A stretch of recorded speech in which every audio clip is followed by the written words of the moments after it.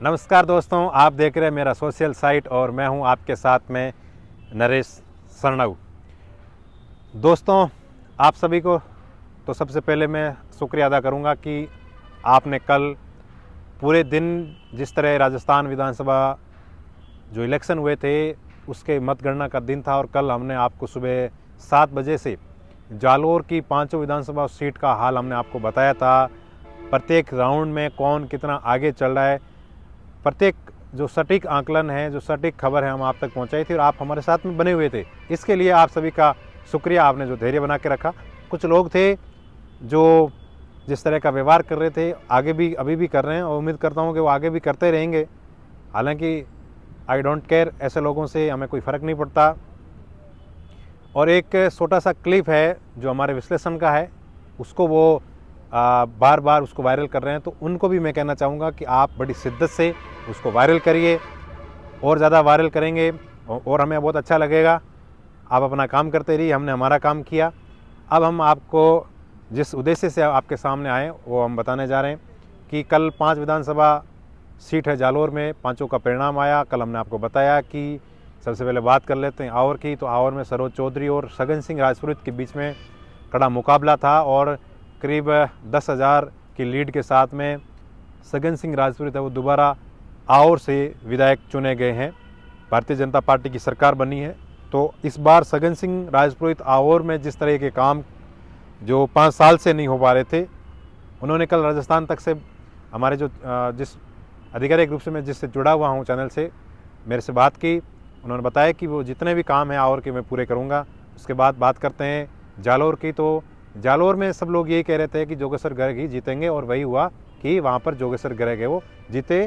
Bharatiya Janata party से बागी होकर चुनाव लड़ी निर्दलीय पवनी मेघवाल इतना कोई ज़्यादा करिश्मा नहीं कर पाई और करीब 20,000 से ज़्यादा की लीड के साथ में जोगेश्वर गर्ग है वो जालोर से विधायक चुने गए हैं। वरिष्ठ विधायक हैं, करीब 7 बार से वहाँ से चुनाव लड़ रहे हैं और पहले भी वो भारतीय जनता पार्टी की पूर्व की सरकारों में वो मंत्री रह चुके हैं। तो इस बार उम्मीद करते हैं कि वो जालोर से कैबिनेट मंत्री बनेंगे और जालोर के विकास में उनका अहम योगदान होगा। अब बात करेंगे भीनमाल की, तो भीनमाल में पूराराम चौधरी और डॉक्टर समरजीत सिंह के बीच में बहुत ही कड़ी टक्कर थी। आपको मैं बता दूं कि जब ये मतगणना हो रही थी तो कुछ लोग कमेंट्स कर रहे थे मेरे इस पर कि सुखराम बिश्नोई अब थोड़े पीछे हो गए हैं, तो नरेश है जो अपडेट नहीं दे रहा है। ऐसा कुछ नहीं था।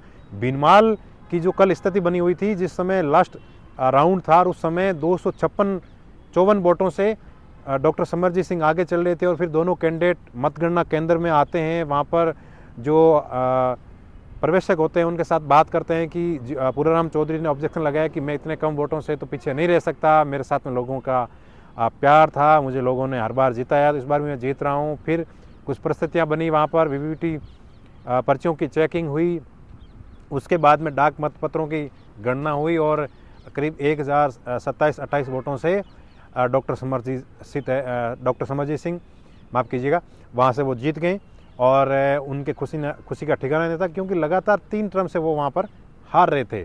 उसके बाद में पूराराम चौधरी ने अपनी हार को स्वीकार किया और वहाँ से वो चलते चलते उन्होंने एक वीडियो है उसमें वो कहते हैं कि मेरे साथ जिन गद्दारों ने धोखा किया है उनको राजस्थानी भाषा में कहते हैं कि खेत लो जी देखेंगे।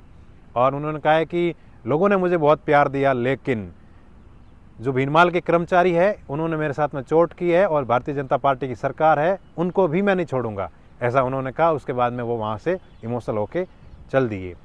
अब बात करेंगे रानीवाड़ा की, तो रानीवाड़ा में शुरुआत से ही हमने आपको बताया कि रतन देवासी और नयन सिंह देवल वहाँ से दोनों चुनाव लड़ रहे थे और मतगणना के दौरान जब रतन देवासी जो पहला राउंड है जो बिश्नोई बेल्ट से शुरू होता है पूर्व राजीव नगर से, वहाँ से लगातार वो लीड में आ गए थे और कंटिन्यू आखिरी दम तक वो लीड में रहे थे और फिर 22,000 की लीड थी आखिरी राउंड में और फिर डाक मतपत्र की गिनती हुई तो उसमें भी उनको अच्छे खासे वोट मिले और करीब 22-23,000 की अच्छी खासी लीड के साथ में वो भीनमाल से विधायक चुने गए हैं। आपको बता दें कि रतन देवासी 2 बार लगातार विधानसभा का चुनाव हार गए थे, एक लोकसभा का चुनाव हार गए, फिर इस बार उनके साथ में समीकरण और सहानुभूति साथ में जुड़ गई थी और उसके चलते रानीवाड़ा से रतन देवासी है वो इस बार विधायक चुने गए।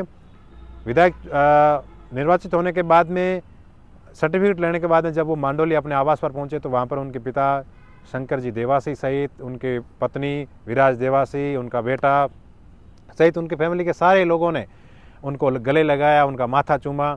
और पिता और पुत्र दोनों जब गले मिले तो एक वीडियो क्लिप आप देखा होगा कि कितने इमोशनल हो रहे हैं कि एक लंबे संघर्ष 10 साल का संघर्ष रहा और उसमें फिर वो जीत सामने आई, तो उसके बाद में वो दोनों इमोशनल हुए।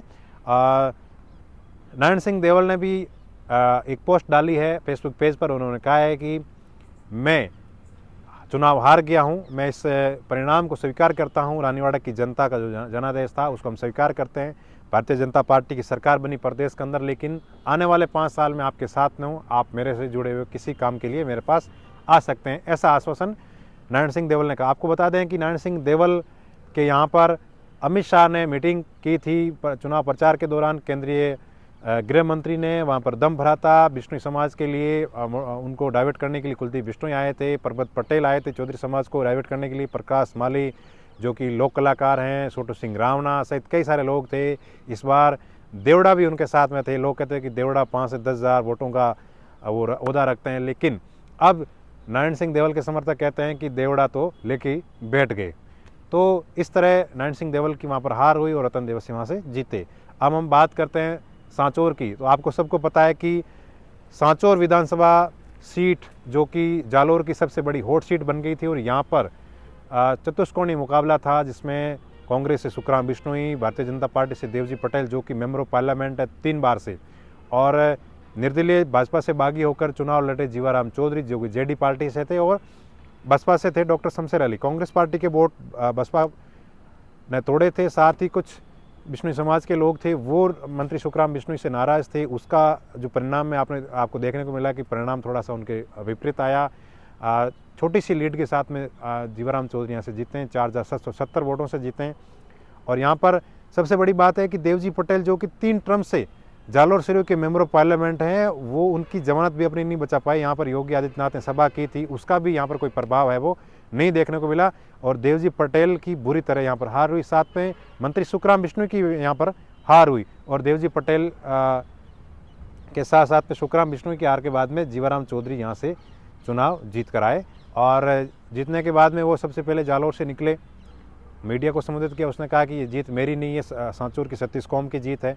और उसके बाद में रतन देवासी के आवास मंडोली पर पहुँचे। वहाँ से मिलने के बाद में फिर वो सांचौर के गोधाम मातित पतमड़ा पहुँचे हैं, वहाँ पर गायों को गुड़ खिलाया, पूजा की। उसके बाद में अपने आवास पर आए। यहाँ पर उन्होंने अपने फैमिली के साथ में वो खुशी के पल बिताए, इमोशनल हुए, उनकी बहनों से मिले। और उसके बाद में आज सुबह से उनके यहाँ पर जो उनके समर्थक हैं, उनके चाहने वाले हैं, उनको मिलने का सिलसिला वो लगातार जारी है। तो इस तरह ये चुनाव रहा, नतीजे इस तरह रहे। और कुछ लोग ये कहते हैं कि आप लोग जब उनके हित की बात बोलते हैं या उनके किसी पसंदीदा नेता के बारे में हम बोलते हैं, तब तो हम निष्पक्ष पत्रकार बन जाते हैं, हमें एक टैग मिल जाता है कि आप निष्पक्ष हैं। और जब हम उनके फेवर की बात नहीं करते हैं या फिर जो उनको अच्छी नहीं लगती है उस तरह की बात करते हैं, तो उनको लगता है कि ये तो जातिवादी है, तो ऐसा है वैसा है। तो आपके टैग की हमें आवश्यकता नहीं है। हम वैसे हैं जो कल थे, हम वैसे रहेंगे आने वाले कल में। आप किस नज़रों से हमें देखते हैं, ये आप पर डिपेंड करता है। हमारे अंदर कोई बदलाव न तो था, न है और न कभी आएगा। आप हमारे साथ में जितने भी हमारे समर्थक जुड़े हुए हैं, बने हुए हैं, उन सब के लिए शुक्रिया।